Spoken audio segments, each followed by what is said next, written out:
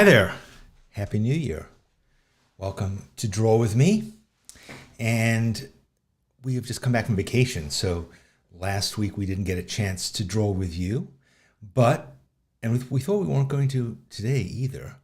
But, we thought, what the heck? We got back last night in the evening. I mean, it says everything you need to know about us that we came back from vacation early. Exactly. Hold on. Let me introduce you. Here's JJ. And we had a great time, but we were ready to come home. It's true. Why did we come home early?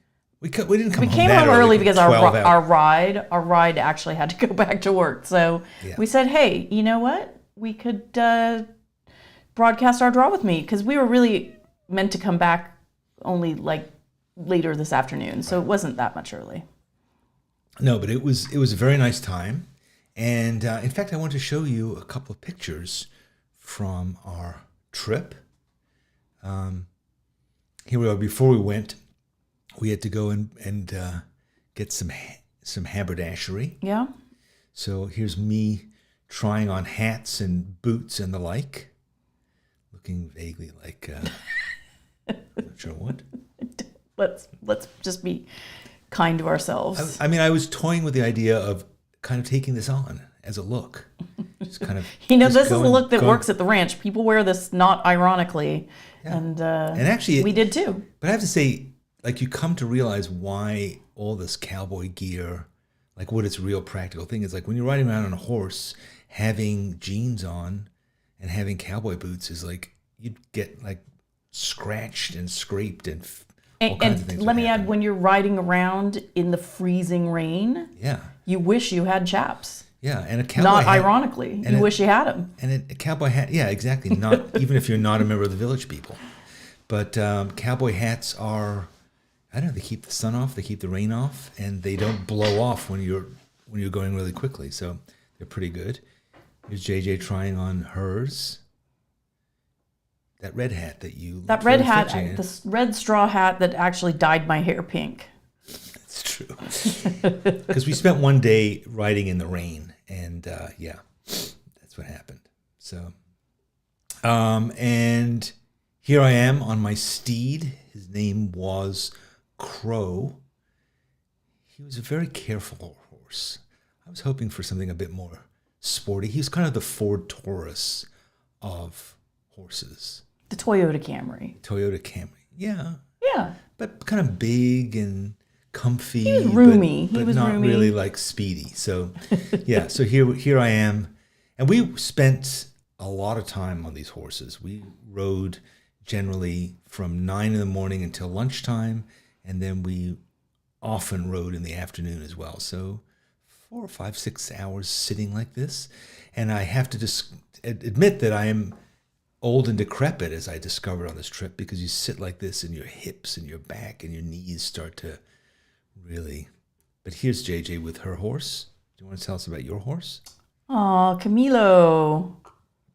Camilo matched JJ very nicely. They're both blonde. He's a Palomino.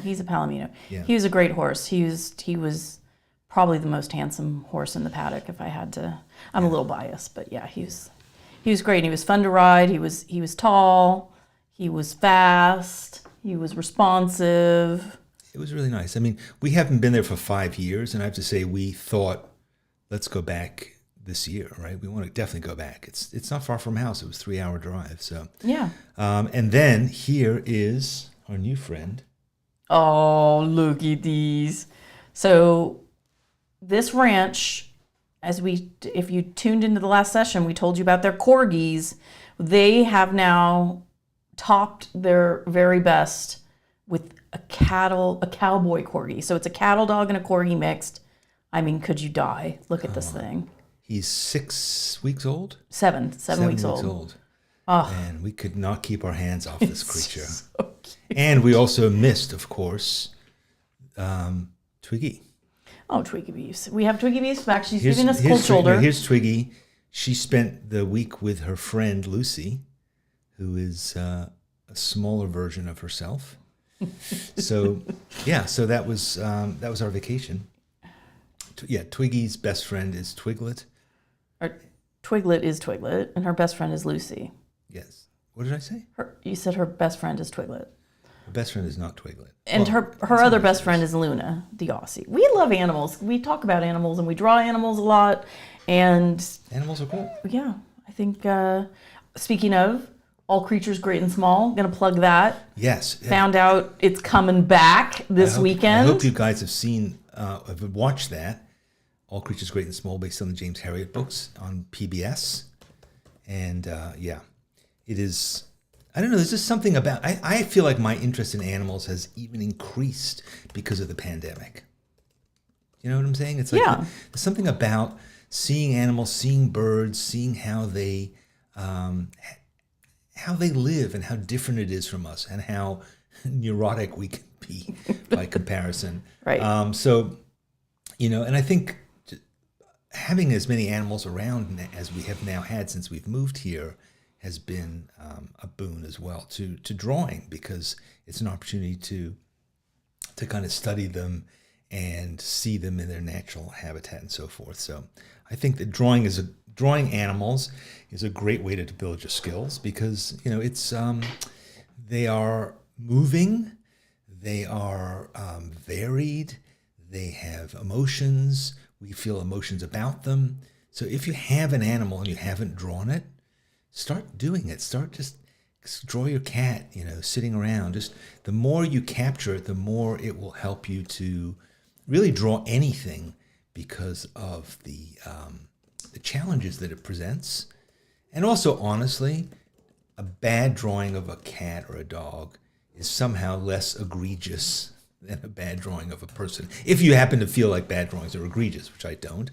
But if you struggle with, oh, my people don't look like people, try drawing animals, and they will help you to draw people, because you will slow down and you will just be more observant. So it also teaches you stuff about your animal that you may never have thought of.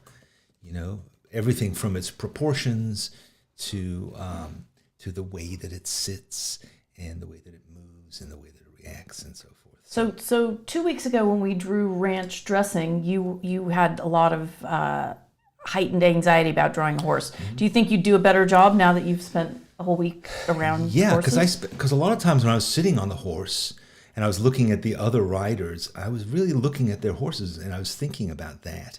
And I was realizing like how much stockier their bodies are than I thought.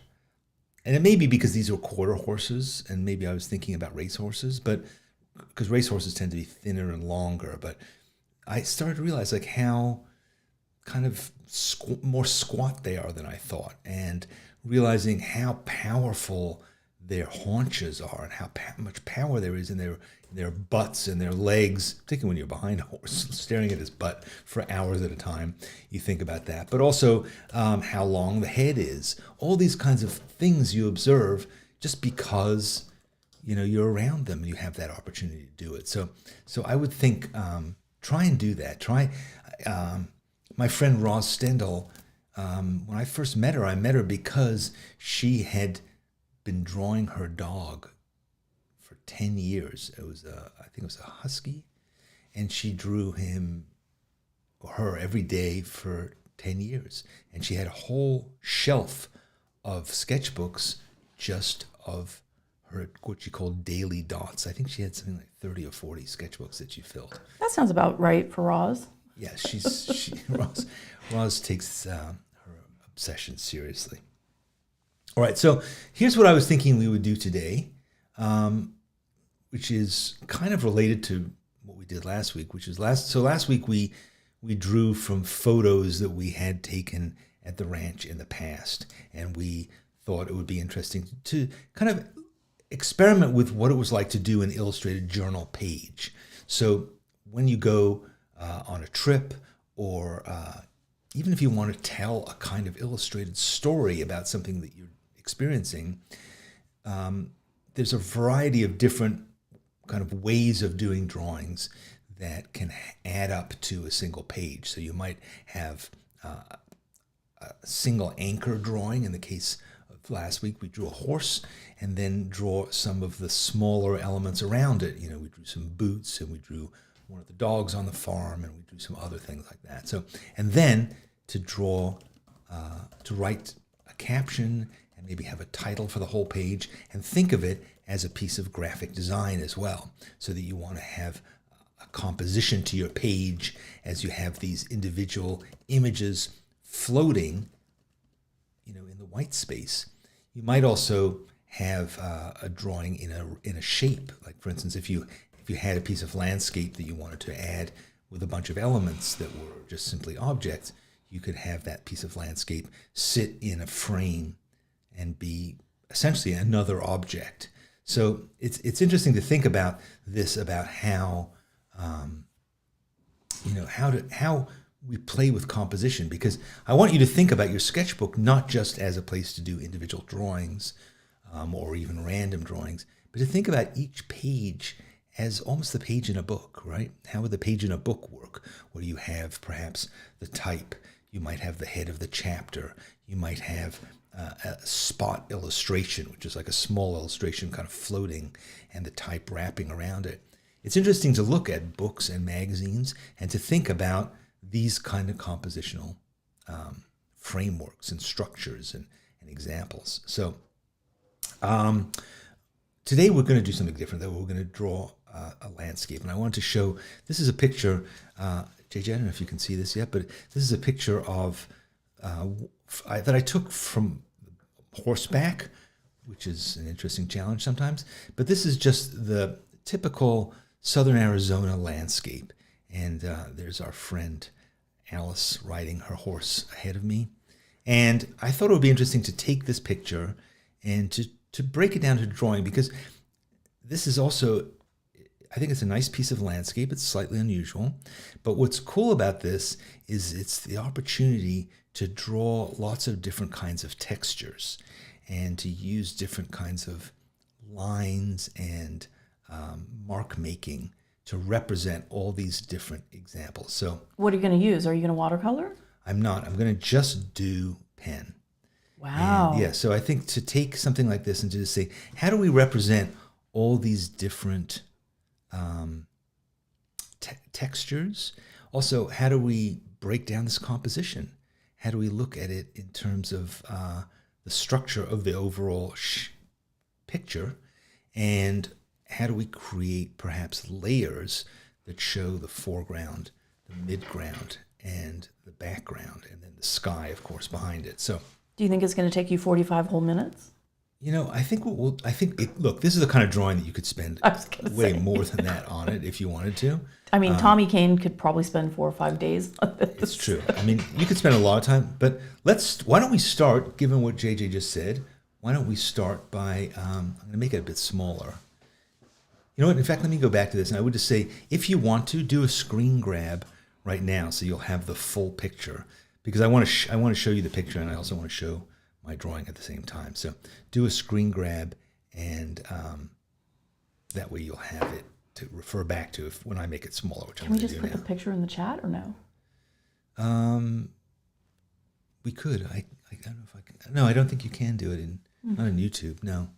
But I can probably share it somewhere later on. So, and yeah, so we're going to take this and why don't we start by maybe just doing some little drawings, some little kind of composition. Are these just warm-ups? Well, there's ways of looking at the composition. But are they going to be part of the whole page? I'm going to do them in the corner. So I'm going to take the corner of my sketchbook, and I'm just going to do, a shape that's kind of roughly the shape of this. And then let's look at, because I think this is a way of getting. And what kind of pen? You're using dip pen? I'm not. I'm using a fountain pen. Yeah, I'm using this kind of cool wooden fountain pen.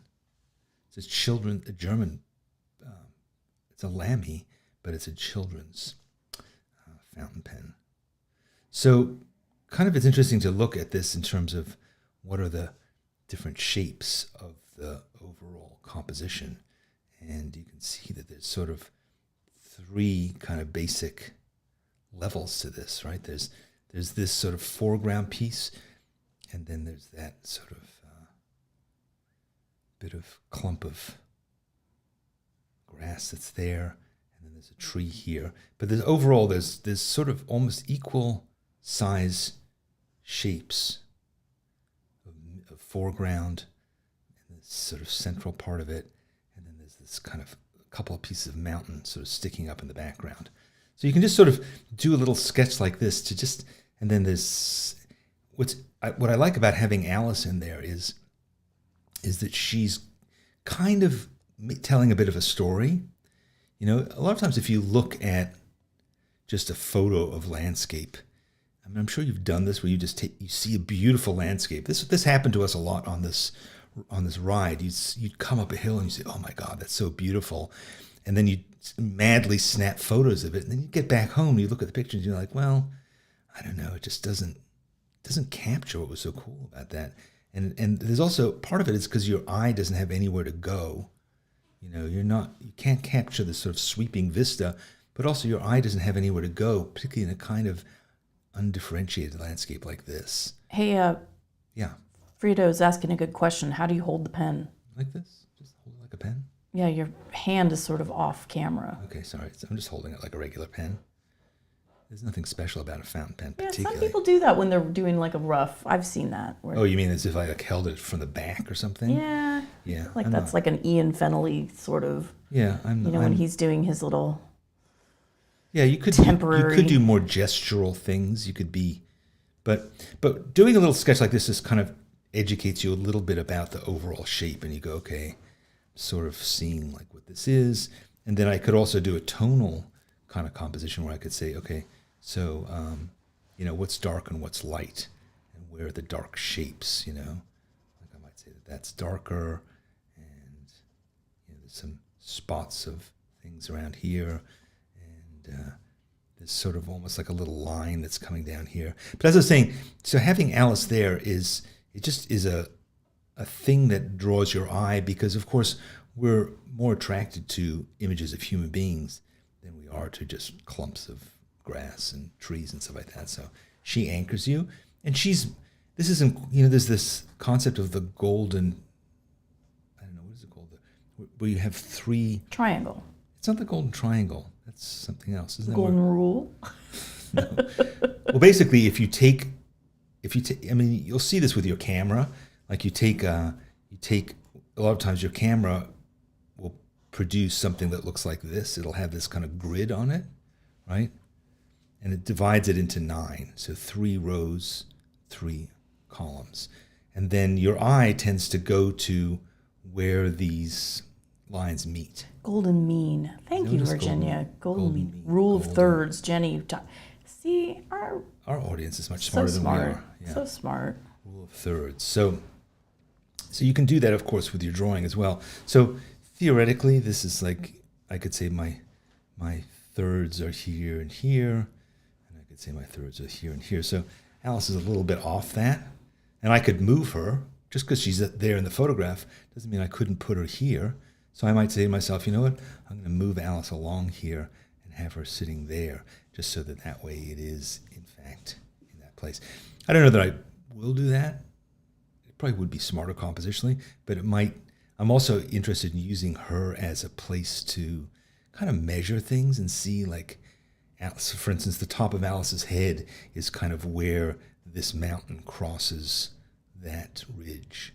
So that is sort of helpful. And if I move her, that'll kind of throw that all off and I'll be more confused. So for now, I'm not going to do that, but it is something one could do. Did you intentionally pick a photo with nothing in the sky? With nothing in the sky? Not a cloud in the sky? Look at it. It's like... Beautiful day. Oh, all right. Yeah. So there wasn't really much intentional in any of this, besides this is a picture I took yesterday. So, all right. So I've learned a little bit. It's interesting to do this kind of a thing and to figure that out. And then there's also, see, there's this whole area. The more you study it, the more you see there's more going on here. And then this mountain, there's another little mountain back there. So now I understand this landscape a bit better. And I'm learning it in a way that isn't, there's less at risk here because it's just, a little sketch. I also personally happen to like sketchbook pages that have all these little notes and stuff like that. So if I said, like, if I wrote, like, this is Alice over here, Or I said, that's, I don't know. There are various observations I could make in marginalia and put that down there. So you might want to think about that. Atomic Elf has pointed out that, yes, this is a jotter. That's what is that what's called? Jotter? Yeah, it's a little fountain pen designed for kids. And it basically functions like any other Lamy pen, like the Lamy Safari. So you can change the nib, and you can use the same sort of refill inside. I kind of like it. I like the feeling of the wood. I don't like the lid that much, but you can put your name in it, which is kind of cool. And the problem with it is it doesn't have a clip. And also, this is a really bad design thing. So they designed the back of this so that it's square, so that it doesn't roll off the table. But the problem with it is that this lid doesn't go on the back of the pen, which is really annoying. Which means that you're much more likely to lose the nib. Cue like us getting some really hateful message from Lamy later today. Not at all, Lamy. This is just information that you could use to benefit yourself. All right, so let's pull back a bit, and now let's try doing something. Oh, Atomic Elf is using a Parker Jotter. What is the name of that pen? I don't know. Maybe you could look it up. What are we talking about? Sorry, this Lamy pen. It's a Lamy, but I can't remember the name of it. It's a little wooden pen. Yeah. So let's keep the square. ABC fountain pen. Is that it? Okay. Take your word for it. That's what it says. Yeah, it's cute. So I'm going to try and basically eyeball the proportions of that photo.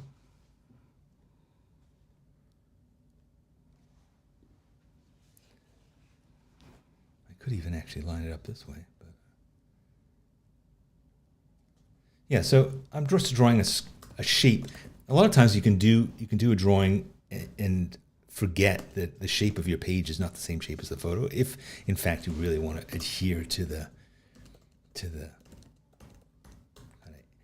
proportions of the photo really carefully. You don't really need to, of course. Nobody would really know. So, yeah. All right. It's enough messing around. So I'm going to look at that distance from the top of the sky to the top of that ridge. And then I'm going to look at the distance here from where that kind of patch of grass begins and the little trail. And then there's Alice kind of there. And this has actually made it easier having this photograph to line up with my drawing, but that's not really what we want to rely on. And then this side. I mean, I think if you don't do it often. Yeah, it's kind of. Because you want to be successful, right? You want to make something that looks good in your book. Whatever works. So I'm going to I'm drawing with a heavier pen now, which maybe I think I'm going to switch back to that little one. I temporarily, to draw the edge of the frame, I switched to a heavier Lamy Safari nib. So I'm just kind of tracing along here, the top of this ridge, and then I'm kind of going down. We'll see, that's sort of roughly it. And then this, I look at the shape of this negative space here on the sky, and I draw this kind of first mountain here, and then it sweeps back up to the second mountain, which is slightly taller than the first one. We come down, and then there's that really far away one here. It's sort of the most blue, because of course the further away they are, the bluer they become here. And so one of the things that we want to think about here is what are different ways that we can make marks, because there's so many different things. There's stones, there's grass, there's bushes, there's pebbles in the foreground. These all could be different kinds of marks.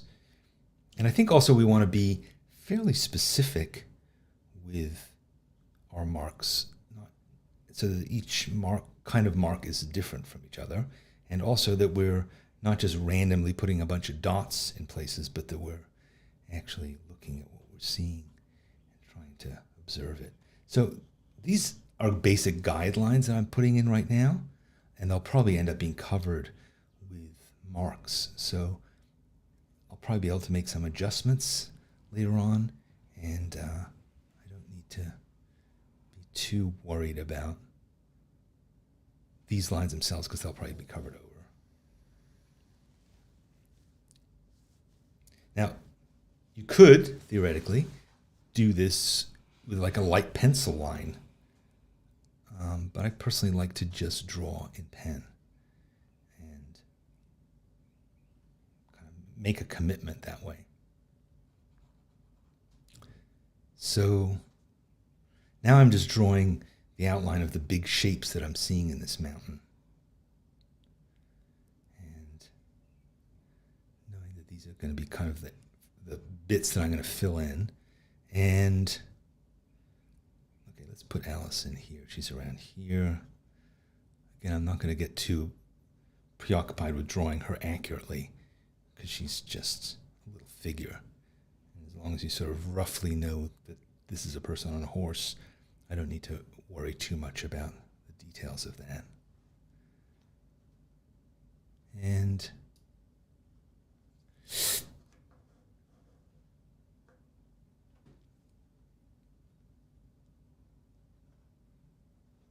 all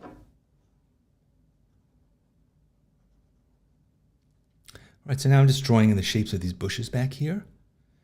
Again, just the general outline of them and where they sit on the page. And now let's get down to this sort of patch of dried grass. I'm a little worried that I pushed everything over to the middle there. So let me just go and do a bit of measurement here. To see, I'm measuring by looking at the photograph and using my pen as a ruler. I'm seeing that that tree is almost dead in the center, and I made it slightly further over to the left than it should be. Why don't you just give it some more branches? I could do that, or I could just say, you know what, it's sitting further over to the left in my drawing. You know, nobody's going to come back and double check my work. It's fine. I have creative latitude there. There's also some lines that you can see. So you just generally get a sense of like this hill comes down here, and then this part is set further back. So you can draw a line here that gives you that sense.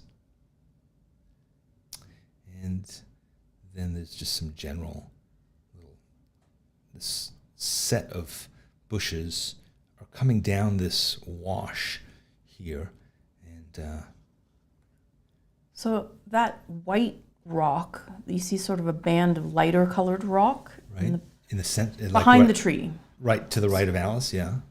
And as I understand it, that is like 400 million year old lava. No kidding. Yeah, the stuff that looked white. Oh, that's cool. Very old.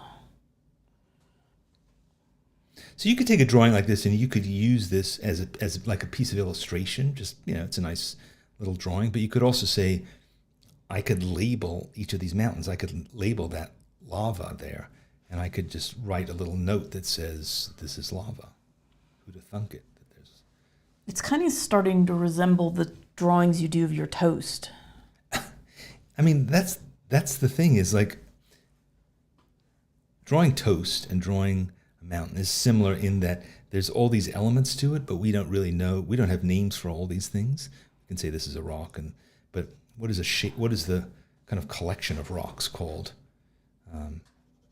This shadow, by the way, is a kind of an important element here. It's actually the blackest thing. The shadow of Alice? Yeah, the shadow of Alice. It's kind of the blackest thing in the whole picture. Because that's another thing you might want to look at, particularly when you're starting to make your marks, is what are the tones? Like what's the lightest and what's the darkest? And do I want to use my marks to represent those gradations and that kind of spectrum of light and dark? Or do I want to focus more on textures? And if I do, maybe I can even combine both. So now I'm seeing like this kind of flat part here. These sort of almost different planes that are coming down here. All right, so I have sort of the basic bits worked out now. So now let's say I want to start doing some textures. Going to use the same pen through the whole thing? I think I am now, because this is well. Let me switch to this is an even narrower pen, so let me switch to that. I think it would help to have different textures, use different pens. Yeah. So this is an extra fine. You'll see it's really the most narrow. It also seems to be a little low on ink. So I'm just going to start making these mountains in the background. But you see I'm trying to keep my lines parallel, more or less. And then I'm going to represent the fact that this slopes down here. And I'm going to use my lines to do that with my text, my marks. And then there's this darker part here, so I'm just going to go over it. But I want to keep my lines fairly regular. I don't want to necessarily just go higgledy-piggledy all over the place. How's that? Higgledy-piggledy. We did see some peccaries. We saw peccaries. We saw cotamundis. Well, let's talk about those javelinas before we go fast forward over them. Okay, so peccarinas or javelinas are wild pigs. Pecorino. Pecorinos. They're very nice with a bit of pecorino on them. If you want to make like a, So yeah, we saw many javelina, which I don't know what is the correct word for group of javelinas. A rasher of javelinas. That's terrible. We saw a single cotamundi. True. Cool looking, kind of silvery. We saw... For those who don't know, cotamundi is sort of a combination of a raccoon and an anteater. Right, wouldn't you say? Yeah. We saw a murder of crows. Yes, we saw a rafter of wild turkeys. A lot of wild turkeys. Oh my goodness. And they were doing some kind of rutting situation, so they were really savaging each other. I mean, when you have 30 wild turkeys like 10 feet away from you, first of all, we immediately said these are dinosaurs, right? Well, yes, but the most impressive thing was we saw them fly up into a pretty big tree. Yeah. And I didn't tell you this because we were shocked that turkeys could even do that because they're pretty big. That another wrangler named Kelly later told me that sometimes when they fly up in a tree, it's because there's a mountain lion nearby. Oh man. Yeah, it's the Wild West where we were. So we saw hawks, we saw crows. We never saw an owl, although we were told one was about. Not the season for hummingbirds, but this is a major hummingbird junction, like an intersection where they migrate over the border from Mexico certain times a year, to and from. We saw a lot of deer. We did. We didn't see many. We didn't see any hummingbirds. No, not a one. All right, so basically, I've used this particular kind of mark to make these mountains in the background. It looks kind of like patchwork, but I'm just trying to represent the fact that they, have a kind of a general sort of undulation, and that they are further back than these things in the foreground. So that was using my narrowest pen. So maybe I will switch back to this mid-sized pen just to do the mid-sized stuff. And I could think of doing a different kind of texture. But for now, I'm going to keep with these sort of just indicating lights and darks. See, these bushes are generally dark, but then they have some darker areas. So, I could do this whole thing in these parallel lines. But I could also do this just as the kind of underlying structure, and then you could go over and you could put another layer of different kinds of marks on top of them if you wanted to. You could also think about making your marks further spread apart as they get closer to you. If you wanted to sort of indicate that there's, that it's not just a flat plane, but they're coming by. Or I could also say, I'm going to create these little more rounded shapes. And I could kind of color in each one. By coloring in, I mean adding different kinds of tones to it. And I could make a whole section that is made up of these individual kind of little lumps and shapes. So are all of your marks just cross-hatching lines? Or are you going to make other kinds of marks? So far these are not actually cross-hatching, they're hatching. What's the difference? So hatching is just lines. Cross-hatching are lines that cross on top of hatches. So hatches on top of hatches. I see. So like hashtag. Exactly. Hashtag crosshatch. So far my lines are not crossing. They are just parallel to each other. So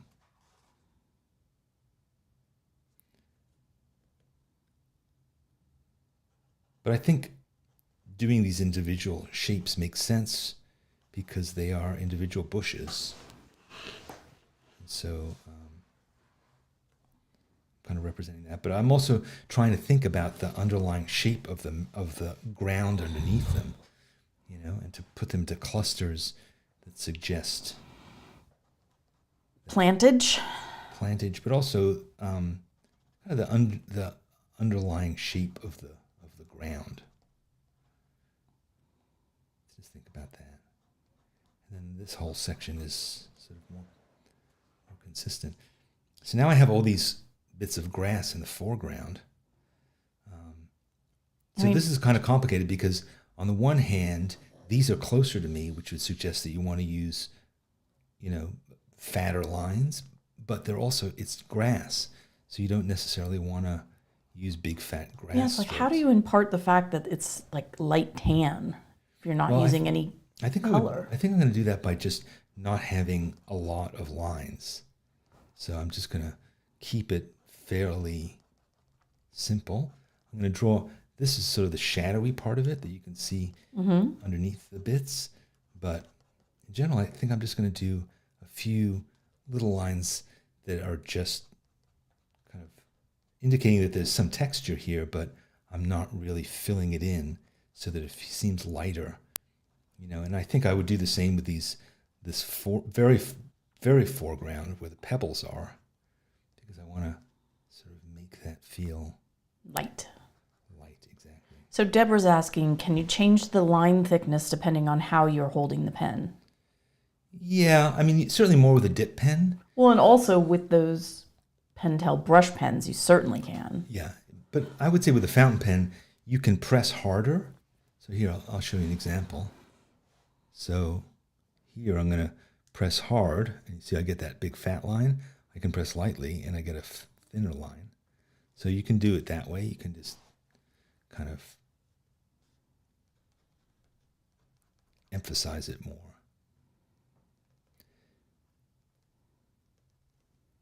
Now you could really go crazy with this gravel in the foreground, and you could really try and indicate exactly where all the shadows lie and stuff like that. I'm not really going to do that. It's too boring, but you could.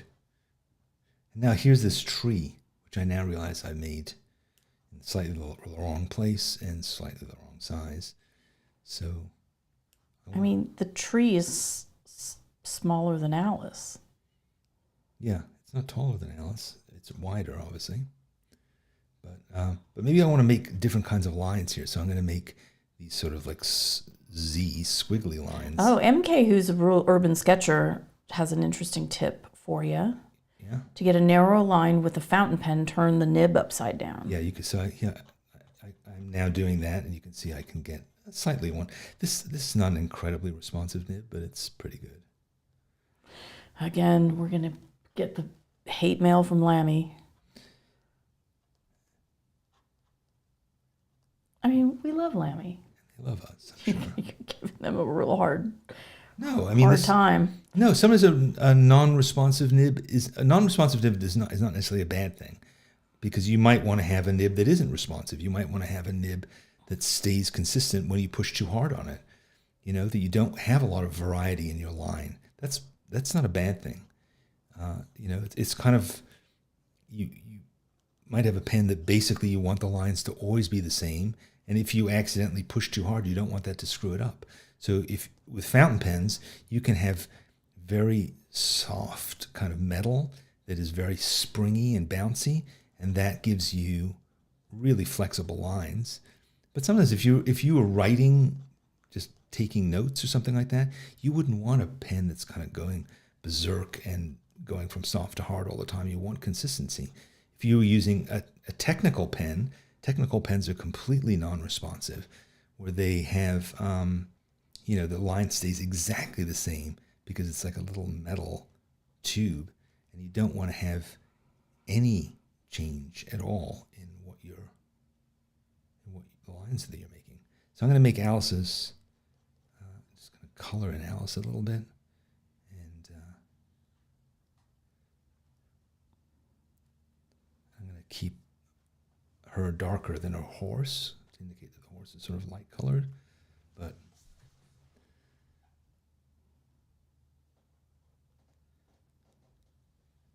Here's another thing also to look at is see how when I drew this tree, I drew these bushes, which are right behind the tree. I kind of drew them butting up against the tree.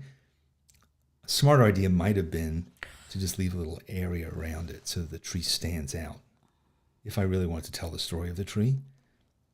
In the case of Alice, I don't want to draw a lot of stuff around her because I want her to sort of stand out. So I'm going to keep her kind of in the clear, but I'm going to also put down a couple of little, and see I can also draw these rocks a little bit bigger as they are in the foreground, so that you get that sense of this is closer to me, and whereas here you can barely see them. So think about those sorts of things. Let's go up here. We haven't done this part here. This is pretty dark because this picture was taken after lunch. I think it was actually taken at about 11 o'clock in the morning. So before lunch. Yeah. High noon, and yet the shadows are dark, but normally you would think at high noon you wouldn't have shadows, right? Would you? I don't know. You'd have shadows directly underneath the thing as opposed to it casting big shadows.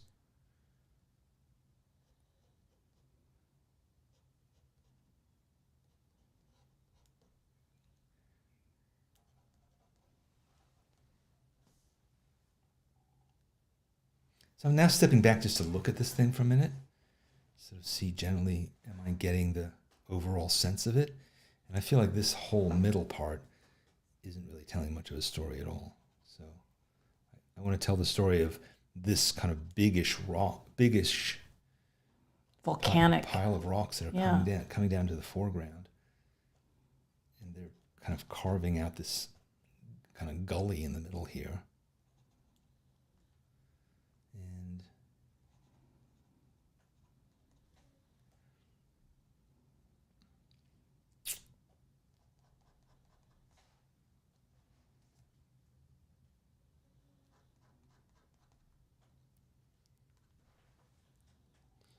so the sky, I think I'm going to leave white.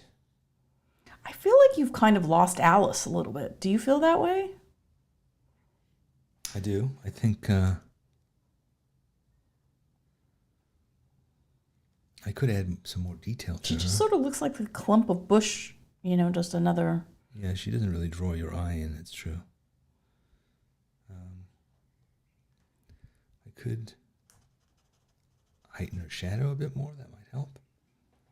So she looks a bit bolder. I could make this her. Generally, the darkest thing on the page will often draw your eye. So I could just make her shadow on the left side of her a bit darker. And I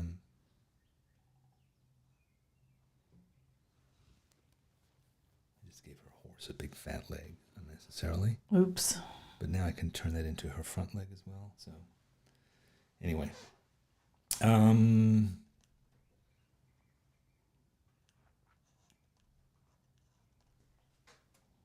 now I'm going to look at it and just not think about the photo for a minute and just think what would make this into a better picture, better drawing, better composition.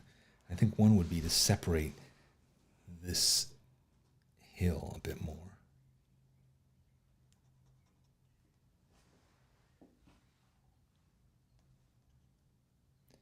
There's barely any detail here.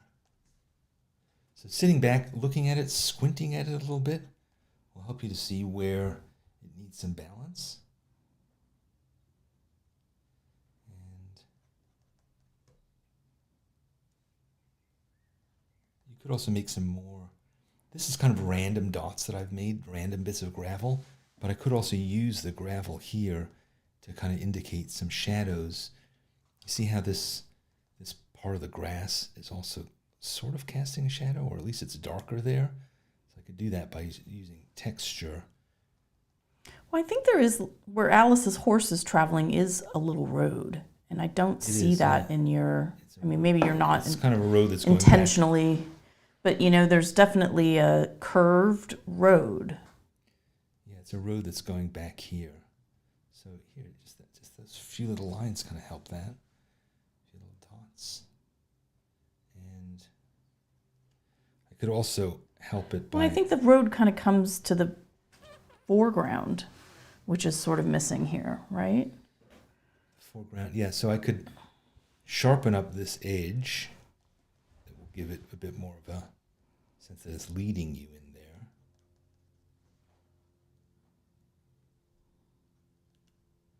And that it's going to kind of go behind the tree. That she's going to travel back behind the tree.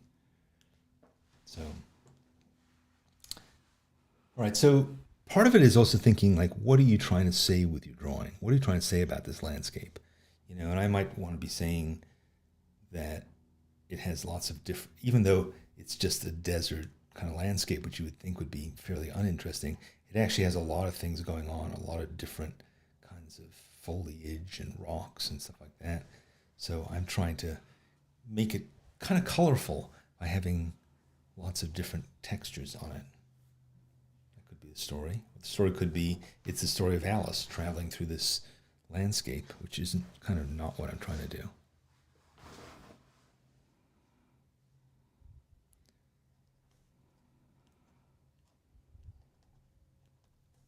All right. So, yeah, I mean, Fran says, she says, I forget not to look at the photo. But I think it's important to say to yourself, why am I drawing this? And I'm not drawing it in order to have a drawing of this photo, because I have the photo, so what's the benefit? But it's really to say, this is my picture, and I can decide what I want it to say. And nobody's ever going to know that I took liberties. It has a life of its own, a purpose of its own, different from the photograph. So, and then there isn't a sun here, but I could put a sun over here. I'm just going to draw a circle. So there's just a little circle there. That was sort of how the moon looked when it was coming up. Yeah, it's true. We saw the moon. So yeah, so that composition, I think, is helped by having that circle there. Do you feel like you really captured the fuzziness of these grasses, which to me are a huge protagonist of this drawing? And they're long grasses. It's kind of furry. I think you're right, but I think I'm nervous about it because I don't want to put too many lines in here. It feels like the kind of thing you might want to use like a thinner pen or a different pen. I do have a slightly thinner pen. It's just like such a different texture. And I feel like like even that little bit that you just did in the shadow, See, now I'm using a Micron 005, which is an even narrower pen. So I can really do really thin lines if I want to. But I think part of what it is the reason this looks like soft grass is actually not the foreground, but it's the edge, it's the back. If you look at how that back, see how the tops of the grass, how you see how fine it is based on the negative space behind them. Like, what are you seeing through it? What are you seeing? Like, you're seeing through these bits of grass to the stuff behind it. I just feel like the grasses are sort of long, and the lines you made in the middle of them are sort of like stubby little hyphens. Right, but if you look at the whole overall shape of this grass, there's not a lot of differentiation inside. But I think what you're doing here in the shadow, just making those wispy longer bits, is helping me so much. That's good. Yeah. These were, I mean, they weren't as high as an elephant's eye, but they were, and they're a huge part of the landscape. When you think of southern Arizona at this time of year, those dry grasses. I think it's also trying to make these thin lines into a shape by making a lot of them together.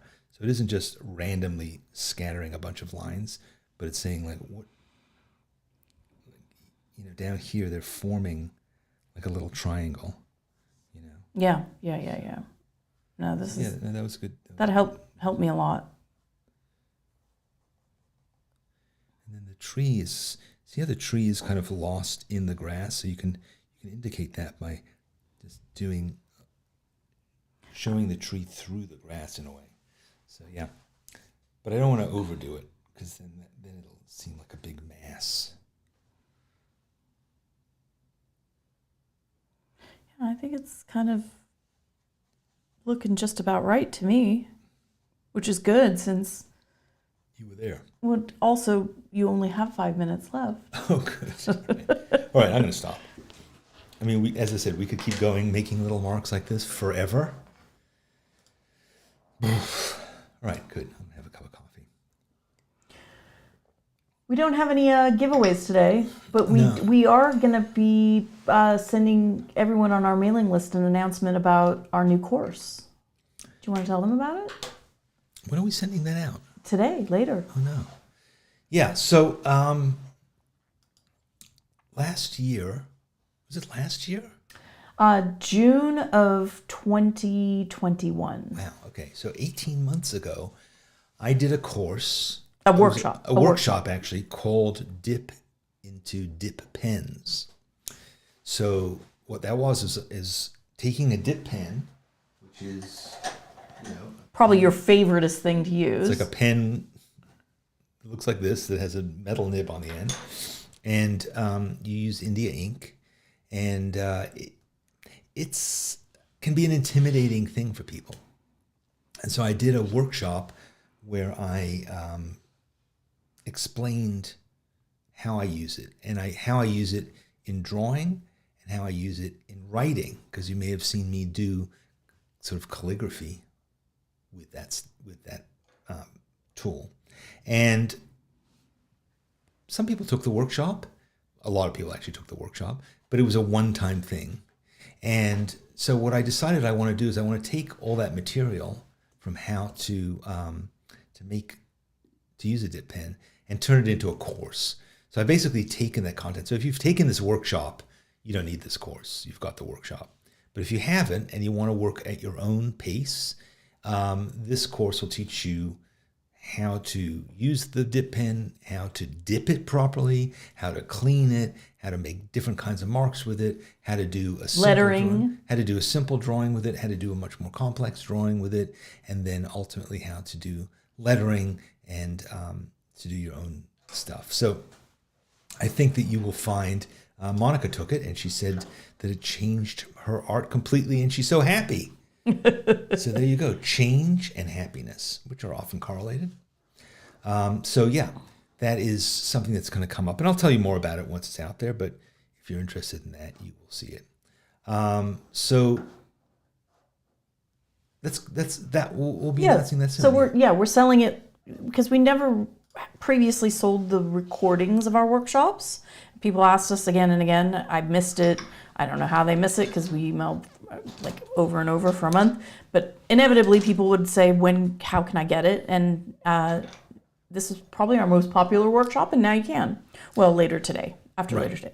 So if you've taken this workshop, forget about this course.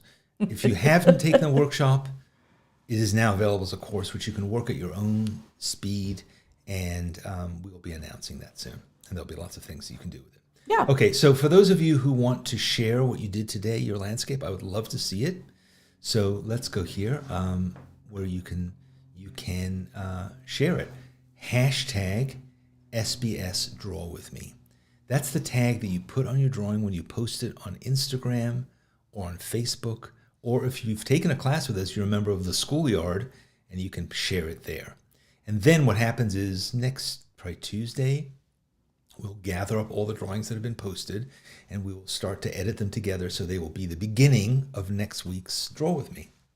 And we'll be able to see them. So please consider sharing them. I'd love to see them, and I'm sure everybody else would too. Worst case, you don't do social media, you can email it to info@sketchbookschool.com. See there at the top, info@sketchbookschool.com.